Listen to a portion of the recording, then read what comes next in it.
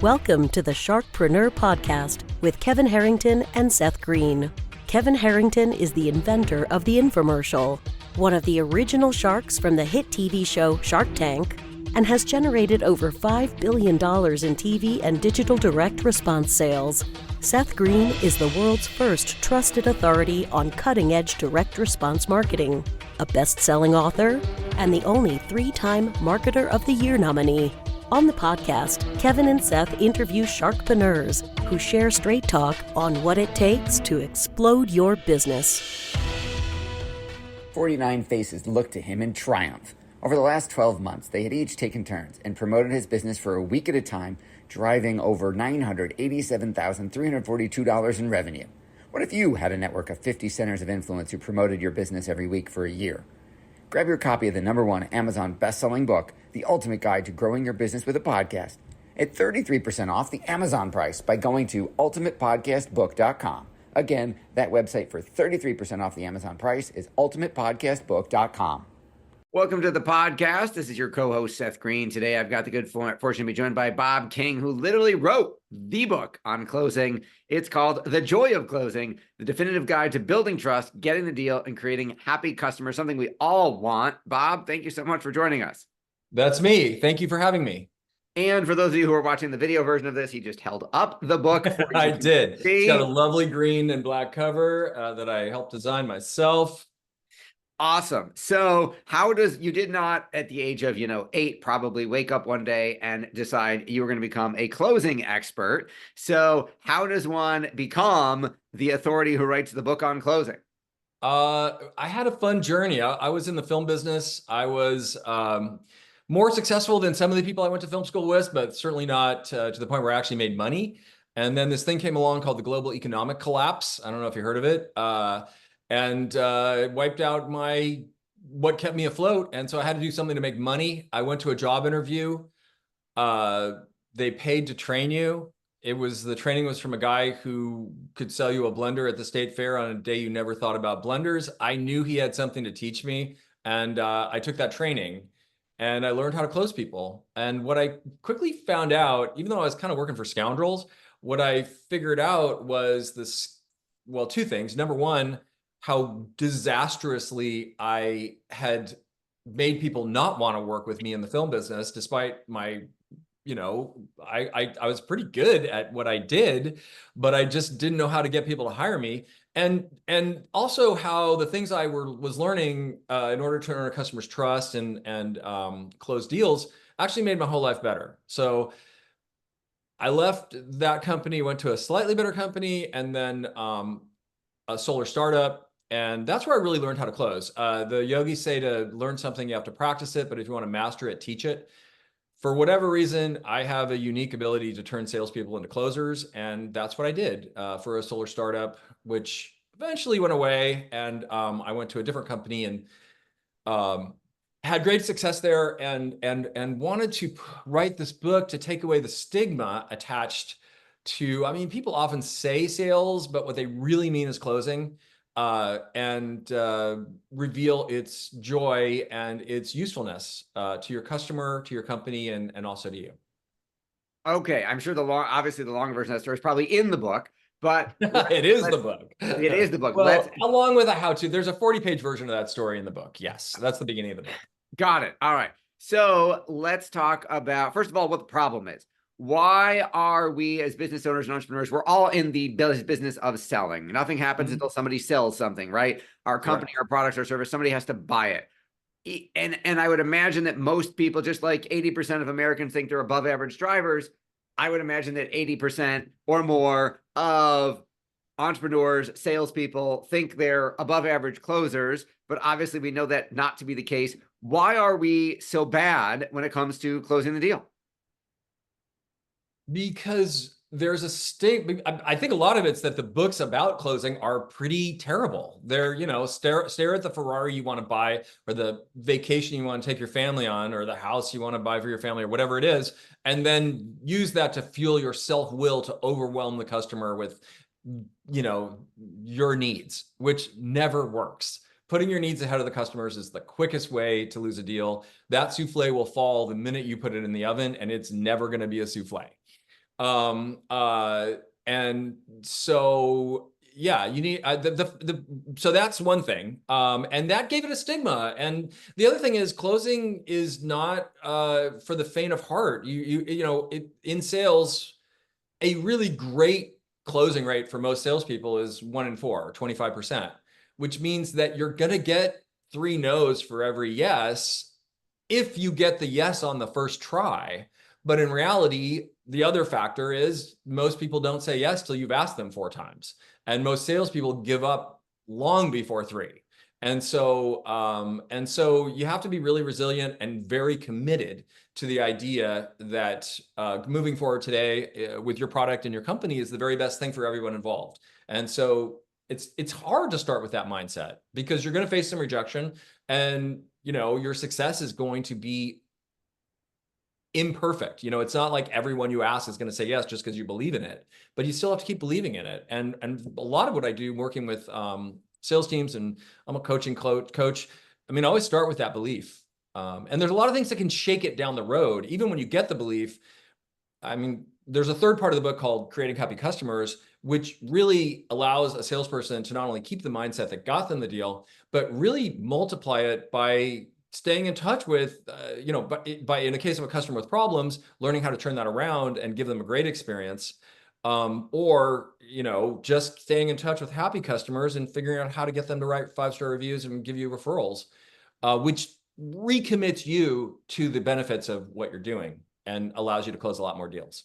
So if we can't just stare at our vision board and then overwhelm our prospects until they say yes, obviously we don't want you to give away the secret sauce. We want everyone to go get the book, but let's talk about a little bit of it. You talked about that doesn't work. And the book starts with building trust. Why is trust? It's going to seem like a stupid question, but why is trust so important? Oftentimes when you meet with a customer, you have to decide between saying something that's going to make them like you and saying something that's going to make them trust you. And what most salespeople do is think they need to be liked. You do not need to be liked to earn that customer's business. Most people will like you by the time you earn their business, but the number one priority is to be trustworthy. People will buy something from someone they don't like but trust. They will never buy from somebody they don't trust. So the other thing that, I think most of my insights come from the fact that I started off in a position where if I did not get the deal the first time I met with that customer, someone would come behind me, drop price, and get the deal, even though I'd created this desire. And so what I see in a lot of B2B situations is salespeople who are totally comfortable and fascinated with how to present something and how to not raise the customer's resistance up by seeming salesy, but don't have the willingness or the stamina, or maybe they see it as beneath them, to work with that customer's resistance after they say no the first time and find out what's really holding them back. And I think they're missing out on the best part. I mean, obviously they're not making as much money as the people who are willing to do that.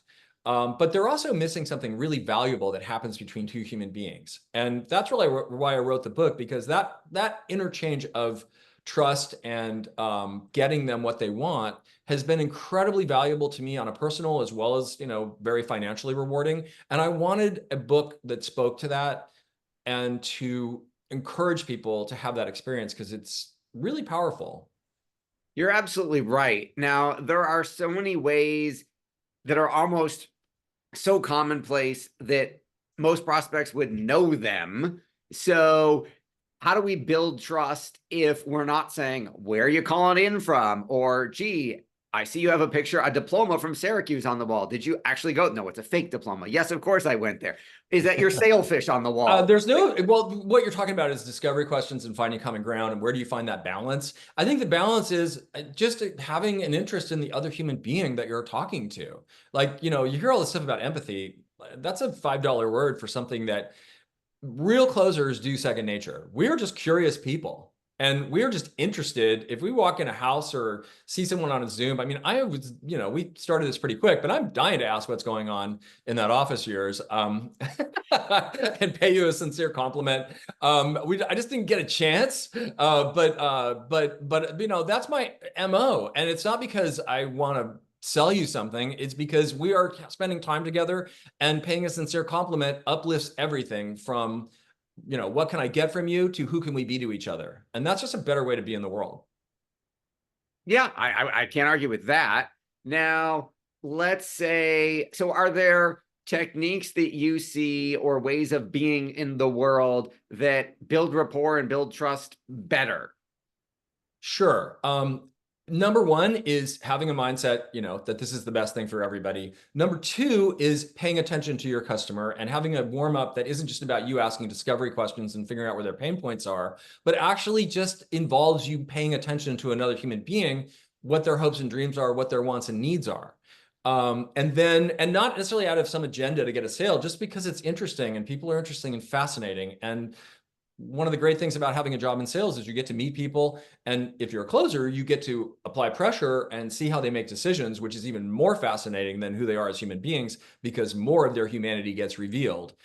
So starting that whole process with paying attention to them, isn't just a winning thing to do. It really lifts all boats. In other words, well, anyway, I think you get the idea. And then the other thing I'm amazed about B2B customers are B2B clients of mine, because I have a lot of coaching clients that are B2B now. And a lot of times, not necessarily the person I start with, but lots of members of that sales team, I'm always like, they put me in front of the most effective one. And then I meet the rest of the team. And a lot of times the rest of the team doesn't really have a pitch, meaning they don't know what they're going to say about their company or about their product, and they don't know when they're going to say it. And that's like driving your car and not knowing which pedal makes it go fast and which one makes it stop. You cannot be figuring this stuff out on the fly and pay attention to your customer or traffic and all that stuff. And so if you want to be a good driver and you want to be a good closer, you have to know what you're going to say. Now, I'm sure you have heard this thousands of times, that there are people in the field of acquiring customers who will say, I can't use a script. I signed robotic. People can tell I'm reading from a script. It doesn't feel like me. I can't memorize it. How do you handle that? I make the car metaphor because everybody knows how to drive a car. Everyone knows how to, if you're going to talk about your company multiple times per day, you either know what you're going to say. Yeah, it's a skill to make it sound like you're making it up as it goes along, but that doesn't mean that you are. It just means you punctuate certain words, go high, go low, stop, speed up. You make it sound fresh and exciting. The goal, the bottom line of any sales pitch or call or whatever you want to call it is you have to be fascinating, and you have to tell the customer things they don't know, and you have to make it exciting to them. Think about a school teacher. They're going over the same curriculum every year with a different batch of students. A good teacher is excited, and when the student starts to learn it, they get more excited, and because that's an exciting process. A bad teacher just says it out loud. Now, whether or not that teacher is making it up as they go along that's not what makes it exciting or not exciting. It's their interest in learning, the interest in the customer, bringing them to that place where they can make an informed decision. If that's not exciting to you, then maybe you're not a closer. Maybe you're not even a good salesperson. But most salespeople are. They just need to be focused on the exciting part, which is the warm-up, and which is the closing. Once you pass price, everything that happens after that is closing. And that is fascinating and different every time. Absolutely. I agree with you 100%. You also have the only book on closing I've ever read that talked about what happens after. And everything else is so focused on getting the sale, closing the deal, which are literally titles of other books in your genre. Why did you include all the sections on what comes next? Because what I recognized is building a referral-based business requires closing skills that closers are uniquely suited to perform. So it's either closing the customer on getting them from a state of unhappiness with the process to where they're happy and grateful that they did business with you again, which is in, sort of the customer service part. Or in the case of getting 5-star reviews and referrals, you have to close your customer on that too. And there's ways to approach them about it, never making it about you. doing all the work for them, basically, closing them on the idea of posting the review at the same time they write it.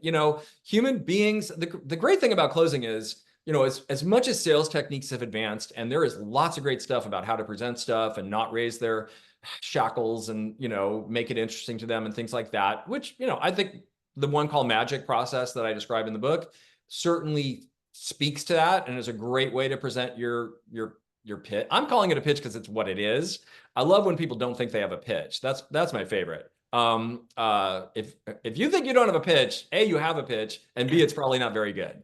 And if you want to know more about that, contact me. And if you buy 20 books, I'll give you an hour of coaching and we can just talk about that. I will find your pitch. I'll tell you what it is and give you ways to improve it in the space of an hour. I forgot what I was saying. I got lost in that transit. But the skills you need to create that referral-based business or get those 5-star reviews, those require closing as well. And so since I'm already in the book about closing, I thought there's a lot of new ground in there. There's not that much new ground in closing. There's a few things that I think I came up with, or at least I didn't know if anyone's come up with it or not. But in the creating happy customers part, I think everything about it is revolutionary and fantastic. Awesome. Well, how has the book's response been so far? I'm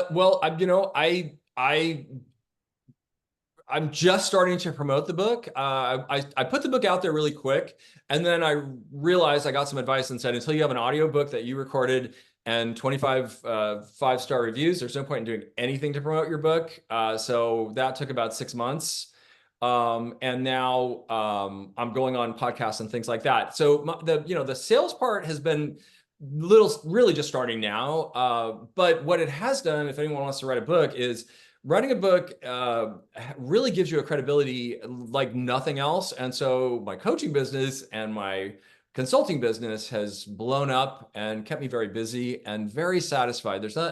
It's very fun to invite a sales team and sales individuals into a bigger, more connected, dynamic version of themselves, and the success that comes with that for them. I mean, watching that happen, being a part of that process has been really one of the great joys of my life.